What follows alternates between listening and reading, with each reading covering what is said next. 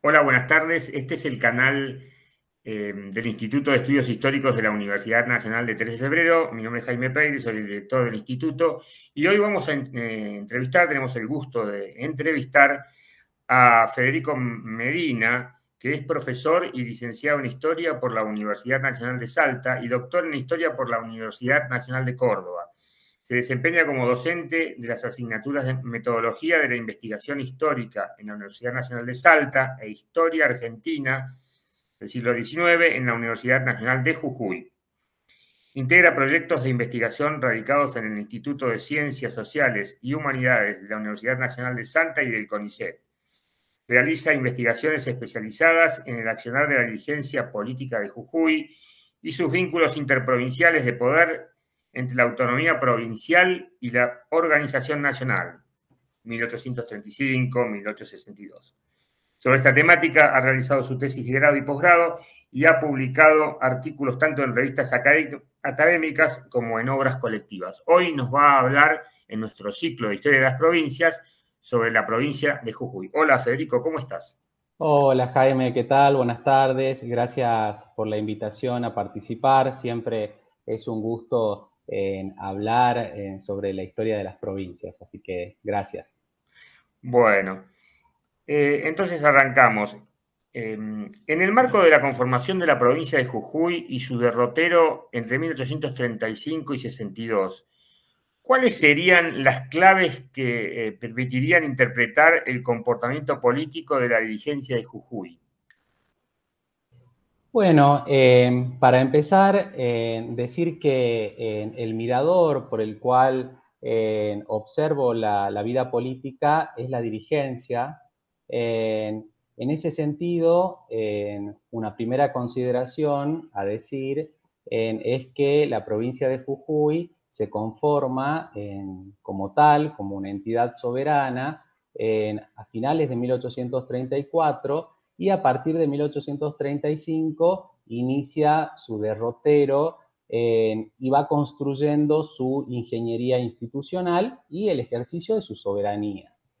Y respecto a esto, digamos, a este momento en el cual la provincia de Jujuy se instituye, tiene un camino y una historia muy parecida, a veces con algunos matices, a la que otros colegas han presentado a otros espacios, a La Rioja, a Mendoza. Y una de las claves, ¿no?, que permiten comprender este comportamiento político de las dirigencias, estas formas de acceder al poder político, eh, a su permanencia y a su legitimación, creo que reside en las relaciones interprovinciales y las conexiones dirigenciales entre las provincias. Creo que esa ha sido, digamos, o es una de las claves explicativas. Y voy a tomar algunos puntos para clarificar esta idea. La primera, apenas instituida en provincia soberana en el marco de la Confederación Argentina, ya en funcionamiento la Sala de Representantes, recibe en la provincia de Jujuy una invitación del gobierno de Tucumán a cargo de Alejandro Heredia de formar parte de un tratado de amistad y de paz que ya habían suscrito en las provincias de Salta, Santiago del Estero y Tucumán. Y este tratado se discute en la sala de representantes, en álgidas sesiones, realmente en álgidas sesiones, porque había un sector que la alianza con Heredia les resultaba incómoda. Pero fundamentalmente porque había dos artículos de ese tratado que también resultaban espinosos, ¿no? Por un lado, el no permitir el ingreso de los emigrados asilados en Bolivia, considerando que un número importante de la dirigencia de Jujuy era unitaria. De hecho, en este año de deliberación de la Sala de Representantes, podemos leer interpretaciones doctrinarias acerca del régimen de unidad, en una idea de una proyección de un Estado nacional. Entonces, el primer punto era este, ¿no? Es decir, le resultaba muy espinoso en este punto del tratado de no permitir el ingreso de los emigrados que residían en Bolivia. Y el otro punto que decía se condena a muerte toda idea de desmembración de alguna parte del territorio de Argentina. Y esto es otro punto central en este año, porque había un proyecto político de sumar la provincia de Jujuy a Bolivia. Y de hecho las dirigencias en este momento federales de la Confederación no habían aceptado la separación política de Jujuy, precisamente, digamos, pensando en esta idea. Entonces, en este punto, la presión y el brazo político de Heredia fue muy importante porque en un primer momento en la sala de representantes se rechaza el proyecto argumentando que todavía la provincia no estaba instituida y que se lo iba a postergar más que rechazar, ¿no? Y luego, con la presión de Heredia, además considerando que uno de los que había participado en este tratado había sido Facundo Quiroga, ¿no? Como todos sabemos, un líder político importante en las provincias del interior. Entonces, esto había avivado aún más la presión de las otras dirigencias provinciales hacia Jujuy, ¿no? Que miraban la provincia de Jujuy. Entonces, el elenco político reunido en la sala de representantes, ya en la segunda sesión, resuelve justamente para preservar el estatus político de provincia de Jujuy en aceptar el tratado, ¿no? Porque argumentaron que era de alguna manera en la forma que otras dirigencias reconocían el estatus político de Jujuy. Y además, este es otro dato importante, el tratado tenía en sus considerandos arribar a una organización nacional, ¿no? Entonces, esto termina de convencer a la dirigencia nucleada este año. Luego, andando el tiempo, ya con el protectorado de Heredia, que se forma en 1836 a 1838, que además ha sido digamos, fue en realidad una conformación de provincias. Sabemos que el protectorado de Heredia estuvo conformado por Tucumán, Salta, Jujuy y Catamarca. Y fue un espacio regional y un foco de poder dentro de la Confederación. Por ejemplo, el gobernador de Jujuy, impuesto por Heredia en este momento, elegido en el marco de una asamblea, después vamos a ver estas asambleas populares en donde se residía la soberanía, que había sido una práctica transversal, por lo menos hasta 1852, bueno, había elegido a Pablo Alemán, que era un hombre de Heredia en Jujuy, ¿no? Y digo esto porque está en función de esta clave que presentaba, de esta primera clave que presentaba de las relaciones interprovinciales y las conexiones dirigenciales. Andando el tiempo, luego de otro signo político, de otro proyecto político, en la coalición del norte, entre 1840 y 1841, también es un bloque de provincias que postula un proyecto político en el cual Jujuy forma parte de este proyecto político. Y así como había sucedido con el protectorado, en la coalición del norte, muchos de los dirigentes que ocupaban puestos de gobierno o eran externos o eran sugeridos por, ¿no? En el caso del protectorado de Heredia, el mismo gobernador había sido puesto por Heredia y además los dirigentes circulaban por el espacio del protectorado, y en el caso de la coalición del norte lo mismo. Y la conexión se hace más evidente con el gobierno de Salta. Durante la década del 40, las conexiones con Salta van a resultar centrales para poder explicar la política local de Jujuy. No me voy a detener en ello, pero esta, que ya lo señalaba Alperín, ¿no? En los legados de la revolución, esta circulación de agentes, de personajes, que ocupaban los puestos de gobierno, uno lo puede ver acá, no solamente en lo que venía narrando, sino también en la década del 40, y hay una alianza entre el gobernador federal Iturbe, que ocupa el poder en la década del 40, Mariano Iturbe, con el clan familiar que lo ocupa en Salta, que es el clan Saravia, y también el gobernador Felipe Ibarra, ¿no? En la correspondencia entre los Saravia, Ibarra y Iturbe, en términos de evidencias empíricas, resulta muy importante, pero además, sobre todo, para poder entender esta alianza que se teje entre las provincias. Y en el caso de Salta, va a participar con fuerzas milicianas a restituir el orden político de Jujuy hacia finales del régimen rosista en el año 1849 y 1851. Entonces, de alguna manera, esta es una de las claves que permiten entender la conformación de la provincia de Jujuy. Y la segunda clave, que me parece importante señalarle, que también otros estudios, escuchaba la entrevista que le habían realizado a la profesora Gabriela Tío Vallejo, y hablaba de el poder de los comandantes departamentales en el ejercicio del gobierno de Heredia, de Alejandro Heredia. Y esto también se replica para Jujuy.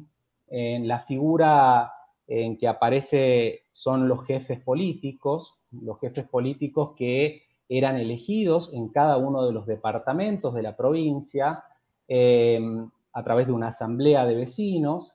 Esta situación cambia en 1847 cuando pasan a ser designados por el Poder Ejecutivo, por el gobernador de la provincia.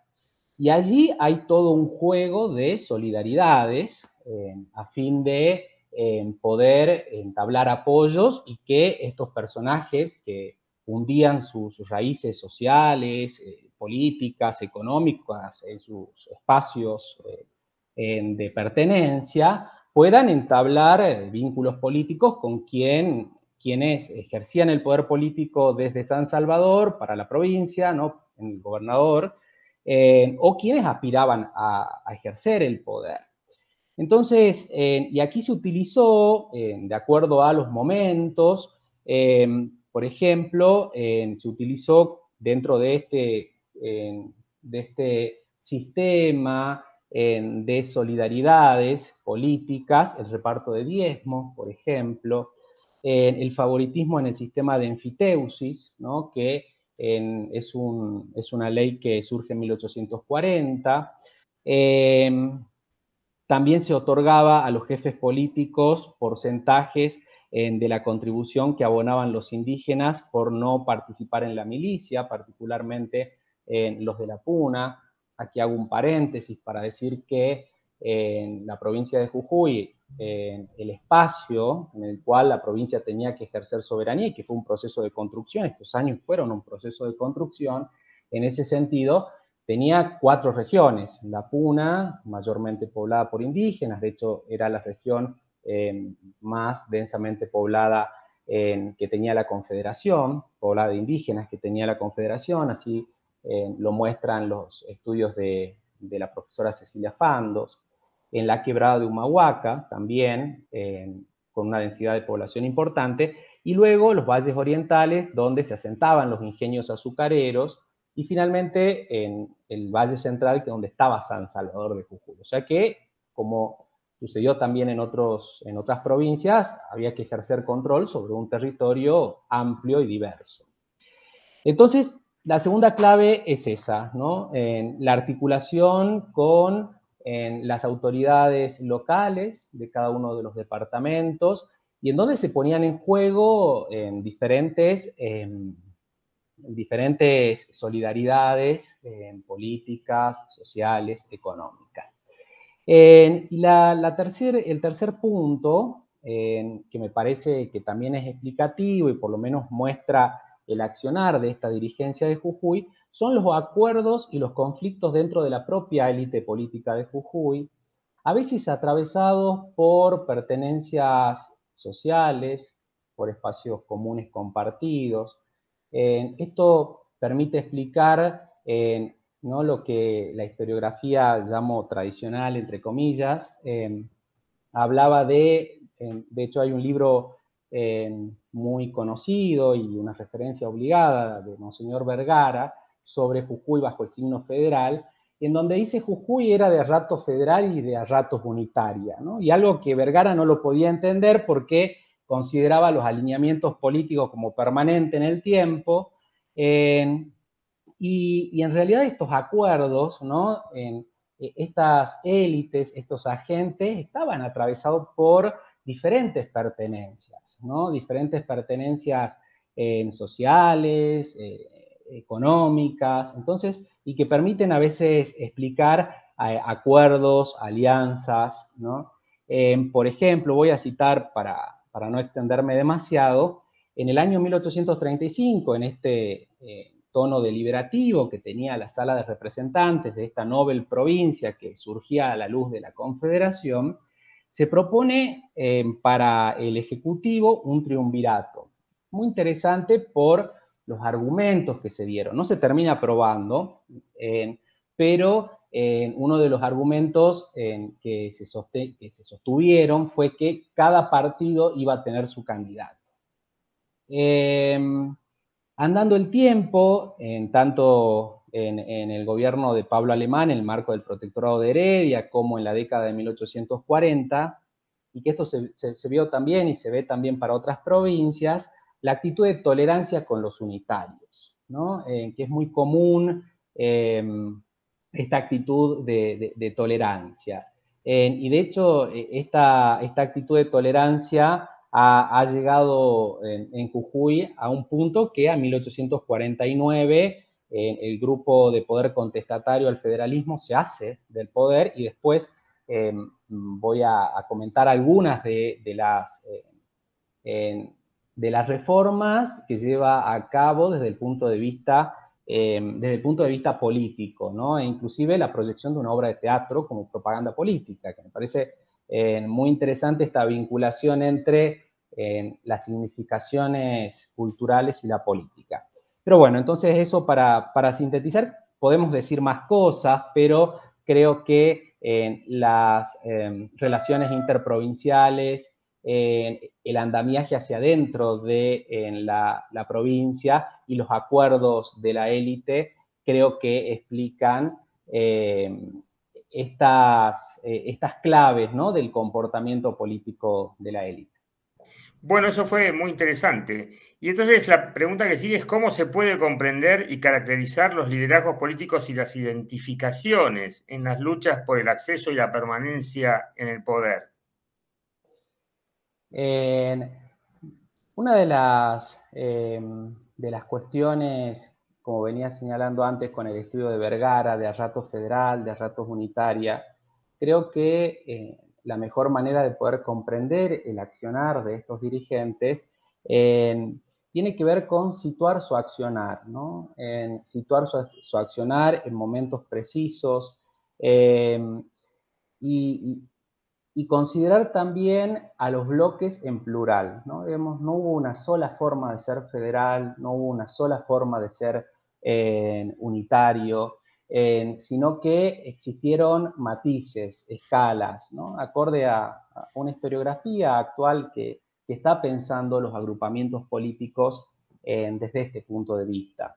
Y en ese sentido quería decir una de las cosas respecto a la pregunta anterior, que las relaciones interprovinciales del norte de la Confederación resultaron más importantes para en Jujuy que el brazo político de Rosas, ¿no? Si bien hubo toda una puesta en escena de cuestiones simbólicas, discursivas, ¿no? Que en adhesión a Rosas, pero en lo concreto, en las prácticas, en las relaciones interprovinciales y las conexiones dirigenciales con las provincias del norte resultaban más cómodas y eran más viables.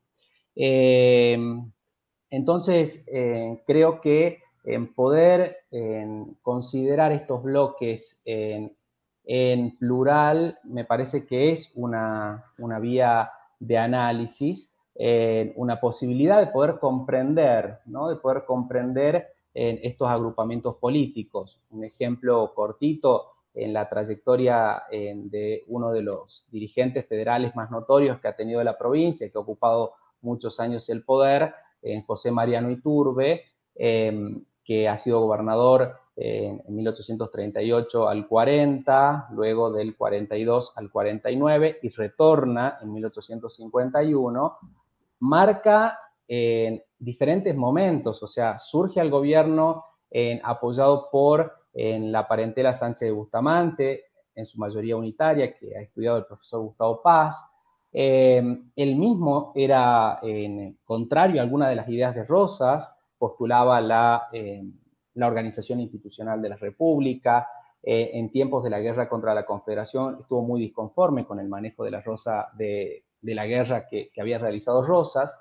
Y cuando asume el gobierno, luego de la coalición del norte, acepta las presiones de Rosas de gravar con mayores impuestos a los productos que procedían de los puertos del Pacífico, en donde hay, digamos, podemos hablar allí de un federalismo rosista, ¿no? Digamos, hay una reconfiguración política que permite que Iturbe sea rosista, y al mismo tiempo, durante todos esos años, empezó a recibir a quienes habían sido contestatarios a Rosas y que estaban asilados en Bolivia.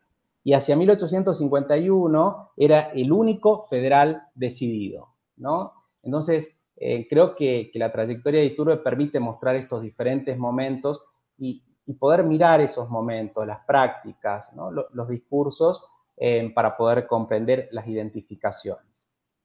No sé si querés extenderte un poquito, es muy interesante lo que decís porque presenta un relieve político muy distinto desde el que se ve desde Buenos Aires, el interior profundo realmente. No sé si querés extenderte un poquito brevemente en las prácticas políticas que fueron recurrentes en el accionar de este personal político. Bien, respecto a las prácticas políticas, bueno, hay una institución que ha aglutinado, como en otras provincias también, que ha sido la Sala de Representantes.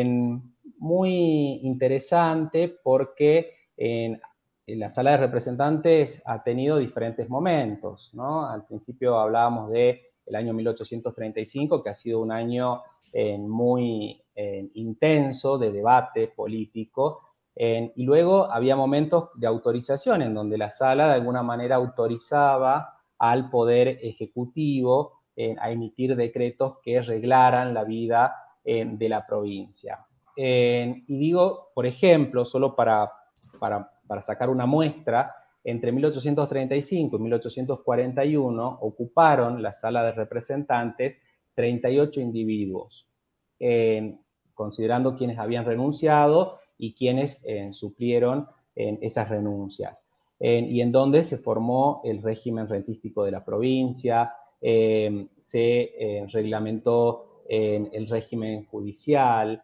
se sancionaron dos constituciones en 1835 y en 1839. Este mismo grupo de poder va a acceder al poder nuevamente en 1849 y va a haber otra reforma constitucional, lo cual muestra que era una élite política letrada, pero al mismo tiempo preocupada por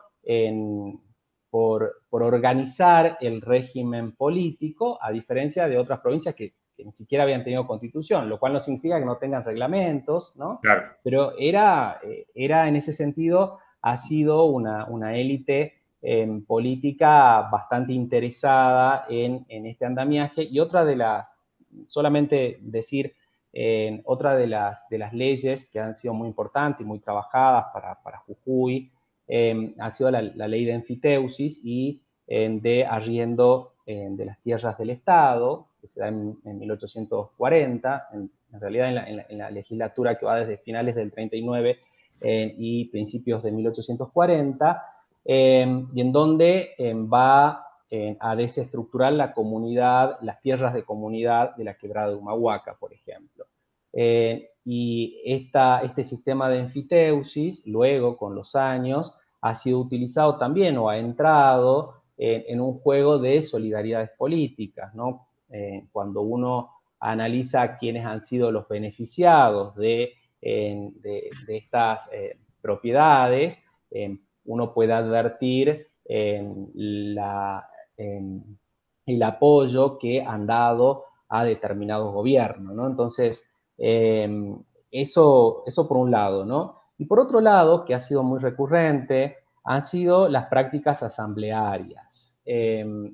Salvo 3 gobernadores, todos han sido electos por primera vez provisoriamente por una asamblea de ciudadanos. En alguna oportunidad, estas asambleas de ciudadanos o asamblea popular, como lo denominaba la documentación, estaba mediada por la fuerza de las armas, esto también estudiado para Tucumán, para Buenos Aires, para Tucumán por Flavia Macías, por Gabriela Tío Vallejos, por María Celia Bravo, para Buenos Aires por Fabián Herrero.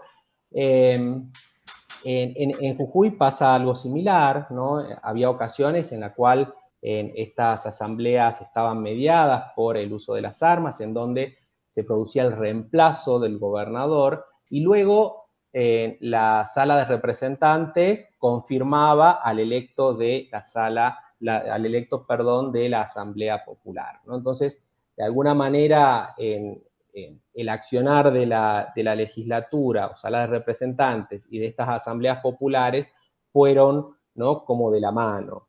Y en el caso de las asambleas populares hay que tener en cuenta que en Jujuy funcionó el cabildo hasta 1837 y en el conflictivo hacia finales de 1835 el cabildo eligió al gobernador de la provincia, en esta idea de cabildo abierto, ¿no? Usando esta práctica de cabildo abierto. Y que luego esta práctica asamblearia ha continuado. Y sí, para la década de 1850 tiende a diluirse. De hecho, ningún gobierno de la década del 50 ha accedido al poder por medio de este mecanismo. Y estas prácticas asamblearias en donde se entendía que residía la soberanía de la provincia, no solamente fue usada para el recambio de gobierno, sino también para rendir pleitesía, ¿no? Para celebraciones públicas, para mostrar a la Confederación determinado ideario. Pienso particularmente en la década del 40, a partir de estas asambleas populares, se pedía que Rosas continúe al frente de la gobernación de la provincia de Buenos Aires y por ende siga haciendo uso de las relaciones internacionales, ¿no? Entonces, no solamente tenía ese fin de el recambio de gobierno, sino también de alguna manera de prácticas de legitimación y de prácticas simbólicas del poder, ¿no? Sí, esa sería la siguiente cuestión. ¿Qué canales de expresión simbólica fueron usados por la dirigencia para llegar a un público más amplio, posicionarse en el escenario político y generar consensos más ampliados? Bueno, una de estas instancias, uno de estos mecanismos, habían sido los desarrollados por las asambleas populares. Y me gustaría puntualizar dos, ¿no?, dentro de este mirador, como muestra de estos entramados del poder. El uso del teatro a través de una obra de teatro escenificada en San Salvador de Jujuy, el 6 de agosto de 1851, en el marco de la celebración del patrono tutelar de la ciudad. Era una obra de teatro, esta obra de teatro que les comento se denominó Lanusa, una obra de teatro española, imbuida en los aires del trienio liberal, 1822. Y para ser concreto, la trama tenía que ver con Juan de Lanuza, con el accionar de Juan de Lanuza, Justicia Mayor de Aragón, que quería deponerlo al rey Felipe II, ¿no? Entonces, esa es toda la trama por la tiranía, el despotismo del rey, ¿no? Allí hay pormenores que de alguna manera justificaban el accionar de Juan de Lanuza. Y esto ha servido, ¿no? Para poner a disposición significados, ¿no? políticos y para apoyar el pronunciamiento de Urquiza del 1 de mayo de 1851. Es muy interesante porque cuando uno lee la obra de teatro, en una de las arengas que hace Juan de Lanuza, los conceptos eran muy similares, llamando a las provincias, llamando a los otros reinos, ¿no? A sumarse a la gesta, y era el pronunciamiento de Urquiza. Entonces, y quienes han organizado esta obra de teatro eran los que, contestatarios del federalismo, que logran hacerse del poder luego de, entre comillas, pongámosle la tolerancia que habían tenido los gobiernos federales, y logran hacerse del poder en 1849 y tienen ese interregno en donde llevan a cabo un conjunto de reformas políticas también, que abogaban por el liberalismo político. Entonces, este mismo grupo de poder escenifica la obra de teatro Lanuza y de alguna manera es usada como propaganda, ¿no? Digamos, como un apoyo político. Y no es menor que se haya dado en el Día de El Salvador.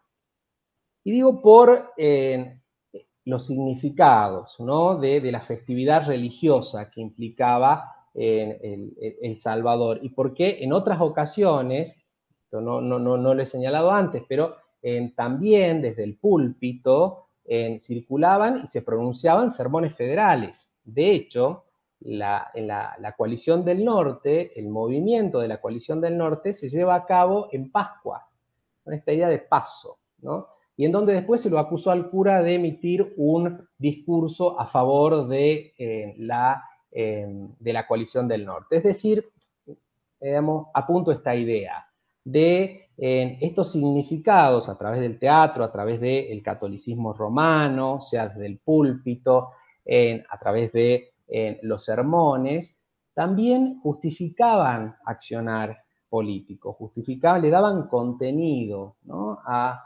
Le daban significado al accionar político.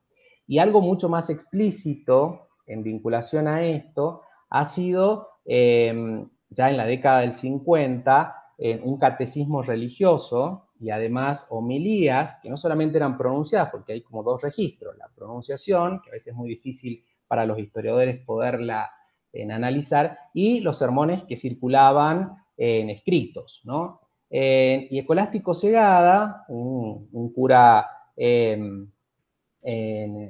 Lo estudiaste en tu contestatario, licenciatura, eso. sí, ¿no? Un cura contestatario a las prácticas del federalismo, lo comparaba a Urquiza con Moisés, ¿no? Entonces, no solamente en el púlpito, sino también en su producción escrita que circuló ya en la década del 50 por el espacio de la Confederación Urquicista, en este caso, ¿no?